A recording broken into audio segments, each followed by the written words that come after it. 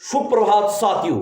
आज 16 दिसंबर सन 2024 सहायक अध्यापक भर्ती के परिणाम को लेकर उम्मीद लगाए सभी अभ्यर्थियों के लिए एक महत्वपूर्ण दिन साबित हो सकता है, क्योंकि साथियों आज सिंगल बेंच में माननीय उच्च न्यायालय में एक अहम सुनवाई है, जिसमें सहायक अध्यापक भर्ती पर जो स्टे लगा है और अतिथि शिक्षकों ने जो सीधी भर्ती में वोटर्स की मांग की है, उसको लेकर माननीय न्यायाधीश श्री राकेश थपलियाल के सम्मुख एक महत्वपूर्ण बहस होने जा रही है।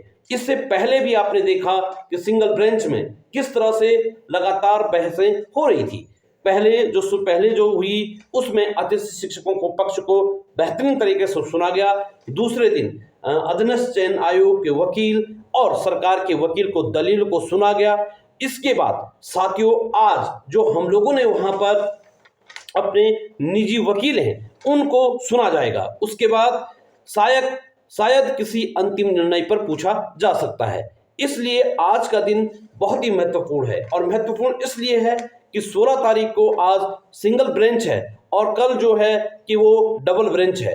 इसलिए आज हो सकता है कि सहायक अध्यापक भर्ती के परिणाम पर जो स्टे लगा है उस स्टे को हटने की पूरी संभावना लगती है। बाकी देखते हैं साथियों, 3 बजे बाद इस केस पर अहम सुनवाई माननीय उच्च न्यायालय में होगी, और सभी जो अभ्यर्थी हैं उन सभी के लिए हार्दिक शुभकामनाएं। आपने इस आंदोलन में बहुत महत्वपूर्ण भूमिका निभाई। साथियों ने आर्थिक सहयोग किया।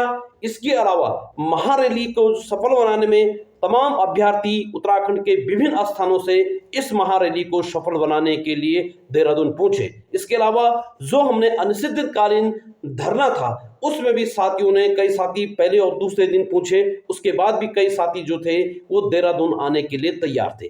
तो साथियों निश्चित रूप से ये हम सब लोगों की जीत होगी, जिन लोगों ने इस बहुत बड़े आंदोलन में और इस विकट समय में अपने को धैर्य में रखा, और धैर्य में रखने के बाद अंततः एकजुट होकर इस महत्वपूर्ण लड़ाई में अपना महत्वपूर्ण योगदान दिया। साथियों जिस दिन देहरादून में एक महारैली थी, उसी दिन महारैली के बीच में जब पत्रकार महोदय किसी से कुछ प्रश्न पूछ रहे थे, तो एक अभ्यर्थी थी जिसने वहां पर क्रांतिकारी कवि पास की कुछ पंक्तियों का उल्लेख किया था। तो साथियों मैं आसपास की जो कविता है उसमें जिसका शीर्षक है सपनों का मरना, उसकी चंद पंक्तियां आपके बीच में रख रहा हूं।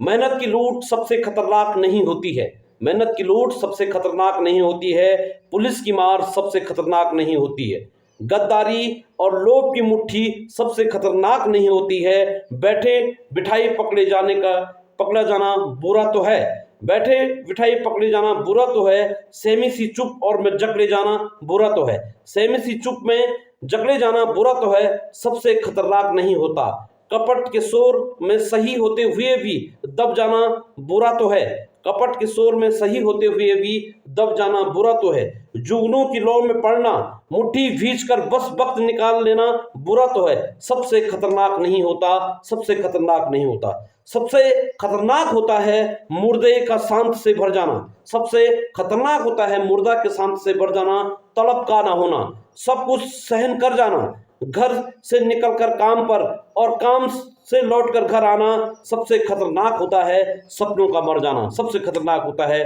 सपनों का मर जाना। ये क्रांतिकारी कवि पंजाब के पास थे, जिन्हें आपका अलगाववादियों ने हमला कर उन्हें मारा था। तो क्रांतिकारी कवि पास की जो चंद पंक्तियां थी उनका कहना था कि सबसे खतरनाक जो होता है वो सपनों का मर जाना होता है। लेकिन दोस्तों आज मैं आपको हार्दिक बधाई एवं शुभकामनाएं देता हूं। जरूर न्यायालय का जो निर्णय होगा वो आपके पक्ष में आएगा, और आप लोगों ने जो मेहनत की है सहायक अध्यापक भर्ती के लिए लगातार 3-4 सालों से रात दिन पढ़ के, और निश्चित रूप से परिणाम जो आपके सम्मुख आपने पेपर दिया है उसका परिणाम यथाशीघ्र आपके बीच में होगा, जिसके लिए आप सब अभ्यर्थियों के लिए हार्दिक बधाई एवं शुभकामनाएं। साथियों हम सबको एकजुट रहना है, और एकजुट होकर इसी तरह से जो भी शिक्षा संबंधित में जो भी बाधाएं हैं निकट भविष्य में भी हम सबको एकमुठ होकर लड़ना है।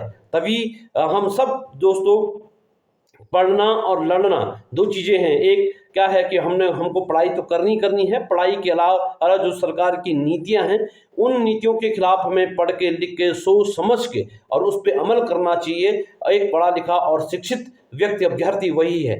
पुनः दोस्तों, हम आशा करते हैं और भगवान वद्य विशाल बाबा केदार से प्रार्थना करते हैं कि आज सहायक अध्यापक भर्ती पर निश्चित रूप से परिणाम पर जो स्टे लगा है वो स्टे हट जाए। हमने बार बार कहा है कि सत्य हमेशा परेशान जरूर हो सकता है, पराजित कभी नहीं हो सकता है। इसलिए सत्यमेव जयते, हमें अपनी न्यायिक प्रक्रिया पर पूर्ण विश्वास है कि वो हमेशा सत्य का साथ देगी।